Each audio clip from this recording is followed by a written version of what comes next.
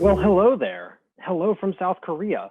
It's Amar. I am recording a very quick video at the request of my good friend Courtney Wisely, who I just added to my email list yesterday, actually. Let's put the wedding ring back on. Yes, Courtney was saying that she prefers to review, like, I guess, these sort of newsletters by video, and asked if I could record a quick video essentially going through this month's newsletter that you guys obviously just received, or you wouldn't be watching this video. Although actually, it's probably on YouTube, so if you found this, I'll drop a link below and you can check it out. You can check out the Substack and see what I am talking about. I am going to share my screen quickly and just share what is up. All right, so for this month's newsletter, we have the business of sports, overpaying for items that we love, and take-home pay. So the very first thing you guys can see, I don't know if I'm still on screen anymore, but right now I am in a nice homely Airbnb here in South Korea. We had 14 days that we were stuck in a Ramada Inn that was taken over by the South Korean government. Very strict quarantine, literally got put into a room with the wife, and we were not allowed to leave. If we went into the corridor for anything other than to put our trash outside or to grab the meals that they delivered daily, we would get kicked out of Korea, and probably not allowed back in. They also let us know that if we smoked in the room, that it would cost us $100, which did not really seem to matter in the grander scheme of things. Not that we smoked in the room, but just a funny thing, they reminded us of that with a loudspeaker 2 or 3 times a day. So yes, quarantine felt like a white-collar prison, fastest internet that I've ever had in my life, meals delivered 3 times a day, we lost a ton of weight, cut out carbs, that was fun stuff. We're working out every day, HIIT workouts, band workouts, all that jazz. And I even got to have my own smoking hot woman for entertainment there, and she's hilarious and funny. That would be my wife, Fran. This is us right when we got out at about 7 in the morning on our way into Seoul, which is where we are now. Update on writing. Obviously, I have written this newsletter, so congratulations to me. That is pretty much all that I accomplished in terms of public writing for August, but I did actually write a lot that I wrote for ZenMaid. I wrote quite a bit of stuff internally about ZenMaid's freemium model that we are strongly considering. I wrote a lot about how we prioritize different things and essentially came up with a full list of everything that we are doing for ZenMaid with all of our reasoning. If you guys are interested in that, feel free to drop me a note. That's not really for the public.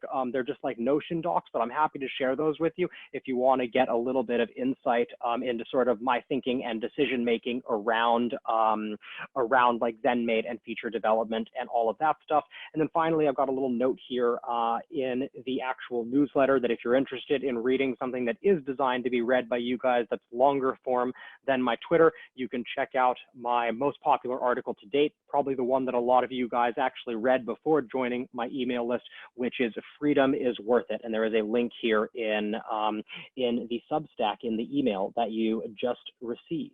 So deport this in the business of sports. I grew up loving sports, that as a kid, I would watch one NFL game. I would get to sit for 3 hours on the weekends and watch one NFL game a week. My parents never let me own video game systems, and I wasn't allowed to really watch TV during the week. So this is like the one time that I got to sit down and actually watch stuff. So I used to be a big sports fan. I kind of stopped when I started traveling in 2015, though I've always kept up with European football or soccer for my American friends. As some of you may or may not know, my life goal is to buy a professional football club, ideally Arsenal, but you know, beggars can't be choosers. A random story that I included in this month's newsletter is the one time that I decided to save my game of the week for Monday Night Football. My dad decided that the game was not competitive and made me turn it off because he thought that I was wasting my time after one of the teams was down by 31 points. And that is how I missed one of the greatest comebacks in NFL history. I don't think that I've ever forgiven him for that, but he is a newsletter reader, that he's actually on the email list, so maybe he'll be seeing this. Yeah, I mean, you just heard it. I'm still mad about that. I don't know what else to tell you. All right. So recently, I've gotten back into sports and specifically the business of sports that previously when I was a fan, I never really thought about how much money was involved in sports. And now, you know, that I'm running my own business, I'm looking at a lot more things through that lens of just how companies actually make money, how professional sports teams work, a lot of interesting things out there. So the three folks that I'm following at the moment would be Kendall Baker from Axios Sports. That I actually don't know the entire story. I read it at some point and honestly don't really remember it like as well as I probably should have, but I believe that he was working for ESPN and then went out on his own after building up a big like following, and he eventually partnered with Axios Sports and is now their sports editor, and I believe like leading the team there. And he has done a wonderful job with journalism. It's a daily like newsletter. There's a top 10 that reminds me of like the ESPN like top 10. It's essentially like what ESPN like would have been if it didn't start sucking horrifically. So that's really cool. Recommend that you guys go and check that out. Also very interested in Kendall, that I follow him on Twitter, and it's just very interesting to see how they're actually going about like building the business and making money on this. So as both as an entrepreneur who's now leading this team, even though he's partnered with a bigger company, and as a sports fan, in both senses, I'm really rooting for him to win here because I like reading his stuff and I want him to be rewarded financially for that so that he can continue doing what he very clearly loves. Same thing for Joseph Pompliano. That is the second person that I'm following. You might recognize the name Pompliano. He is the brother of Anthony Pompliano, or Pomp as he's more commonly referred to, that has the Pomp podcast on crypto and has now expanded into a lot of like other areas. So Joe has been sharing almost daily with a wide variety of topics. Some of them are related like directly to actual sports and performance, but it's more about the actual business of sports. So, you know, the one article that I shared here is about how an NBA role player has turned that money into a multi-million-dollar empire. Very interesting story of him like working part-time jobs, even while being a professional basketball player and being quite well known, and working at one of the franchises that he ended up buying. I'm forgetting which one, but go ahead and check that out. Number 3 on the list for sports in the business of sports is The Athletic. So The Athletic is essentially doing what a lot of newspapers have failed to do, that they recognize that there's an opportunity for really amazing local sports coverage, and that not everyone wants to just see the national headlines about like the Lakers, no matter how bad the Lakers are.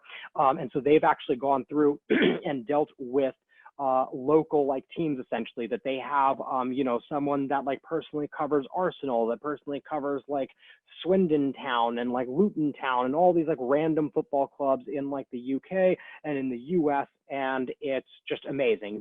All the articles are top notch, very well researched, well written. I can't say that I read everything that they write because they just put out such a massive amount of content, but I get emails with their best articles about Arsenal, about Barcelona, and about a few other teams that I care about. That is another cool one to see. They're also the first ones that I've seen that like I read enough of their articles that I was actually willing to pay to be a member. It is a paid membership site that I think is $30 or $60 a year. I think it's $60 a year. Maybe I got a discount for it at 30. I don't know, but you can go and like check that out. I've got 2 links here if you guys are watching this video and check out the Substack. That I've got one article that I found that was really fascinating about how they've built up an ultra successful subscription business. And then if you want to check out the actual quality of their writing, there's a lot of great stuff out there.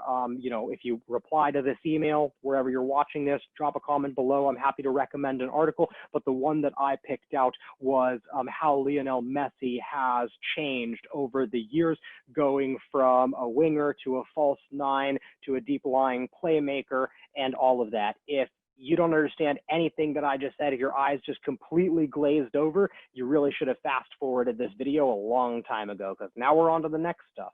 Okay, question of the week is, what items do you own that you spent way more on than your average citizen?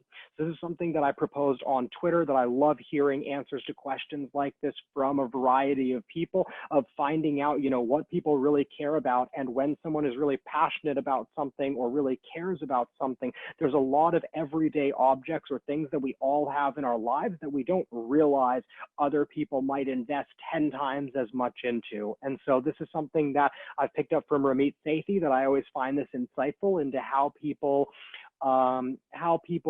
value things and what they define as like their rich life. And I've always found that like fascinating. So if you're interested in that, you can click over to my Twitter. You can see what answers other people have, that some people are spending $70 on t-shirts, for example, but they think that that's completely worth it, right? For me, I'm not quite at that like level yet, but for example, my day pack, which I'm actually going to show you because it's right next to here on the video. Here we go. This day pack from AirSF, AERSF, it changes into like a briefcase, into like a shoulder bag, and it's like, of course, like a backpack. Costs $230, but I cannot imagine for the life of me getting rid of it or replacing it if it doesn't like break at some point. And thus far, there is zero evidence of wear and tear, and I've literally used it every day for almost 2 years now. I bought it in the beginning of 2019. So that was my share. Got quite a few others on there just because I don't own too much. So like, because I don't own too much, I can spend a bit more on it.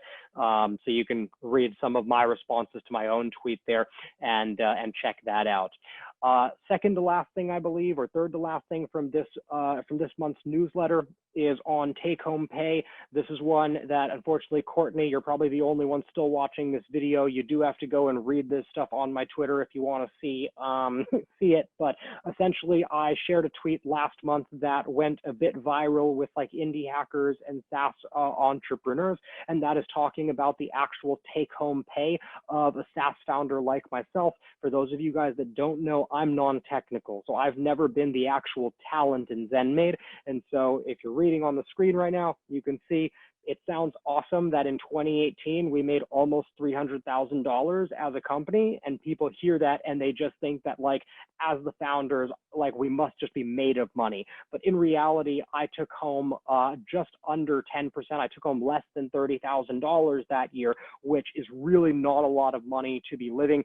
My lifestyle is actually way less expensive than I think it appears to be on Instagram.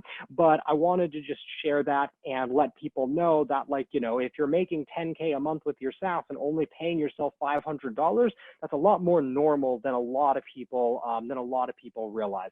So if you head over to my Twitter, you can check that out. That's actually the pinned thread for now. And then final two things, we have the photo of the week. This is me and my lovely wife, Fran, at dinner at a great sushi place that's around the corner from us here in Seoul. But the funny thing here is actually the dude in the background that you see with the blue hat right there is my friend Aaron, who I actually went to high school with, and we hadn't seen each other for 14 years until about 3 days before this, that he actually recognized me in a coffee shop like in Seoul, sent me a message on Facebook after, and we've since caught up about high school teachers and how we were both terrible students.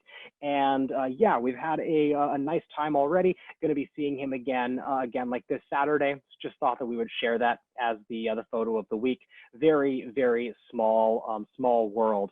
And then the very last thing before I sign off here is just something that I included at the very end of this newsletter. More to share, to get out. If you guys want to respond and reply like with kind of thoughts here, I don't really go into much detail. That's kind of on purpose, but on a more personal level, recent events in the United States, politics, like all of that stuff, have definitely reminded me that despite the fact that if you close your eyes right now and just listen to me talk, I'm probably the whitest person that you've ever met. But despite that, I am actually a minority, and that I do get judged for the color of my skin. That's something that I've kind of ignored because I don't actually think it's a very useful or empowering sort of thing, that I've always just repressed that in a way, and just, people are going to treat me how they're going to treat me, and I can only really control my behavior. So that has been not so much fun to see on Facebook and quite a few other places around the internet. It's led to some very interesting conversations with multiple of my friends. It's unfortunately led to quite a few people being blocked on my Facebook, but I just thought that I would share that because it's something that is surprisingly affecting me on a day-to-day basis that I'm not so happy about. I feel like I'm losing control of my own mental state a little bit when some of these things come up. So I plan to be writing about that more this month. So that is all for this month's newsletter. If you enjoyed the newsletter, please reply, drop me a message back, retweet it. If you're active on Twitter, that's where I'm really building kind of the audience right now. And yeah, if you have any feedback or anything else, I would absolutely love to hear from you. You can drop me a message at amar@zenmade.com, or again, just reply to this email if you are watching this from there. So until next time, I don't know if that'll be another newsletter next month or if there'll be another one in 2 weeks.